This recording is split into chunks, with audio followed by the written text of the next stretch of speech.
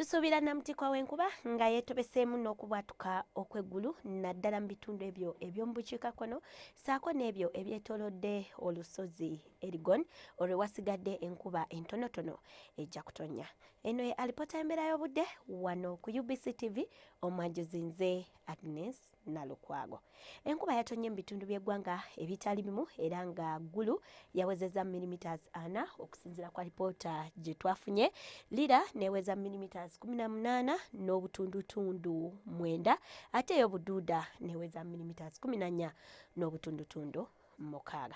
Olunaku olw'enkya tusuubira namutikwa w'enkuba nga yeetobeseemu n'okubwatuka okw'eggulu mu bitundu by'eggwanga ebisingawo obungi ng'oggyeko ebitundu ebimu mu bugwanjuba tusuubira akasana okwaka nga bwe kakubakubamu. Olw'eggulo tusuubira enkuba ogenda mu maaso n'okutonnya mu bitundu by'eggwanga ebisingawo obungi ng'oggyeko ebitundu ebimu mu bukiikaddyo tusuubira akasana okwaka nga bwe kakubakubamu nga n'ebbugumu erya waggulu lijja tukya ddala ku degrees 27 eyo mu bukiikakkono, wabula ate eyo e Kampala tusuubira ebbugumu okutuukira ddala ku degrees 25 era tukubiriza gwena asuubira okutambula olunaku olw'enkya olwa Heroes Day okutambula ne umbrella ssaako n'engoye ezibugumya kuba tusuubira enkuba nnyingi ddala.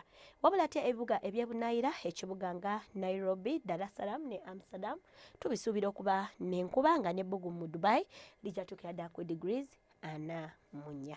Ebyo tusobodde okufunayo okuva mu kyongo eky'eggwanga ekivunaanyizibwa ku mbeera y'obudde. Sigala nga yeekumira ku UBC TV, nze Agnes Nalukwago, weeraba.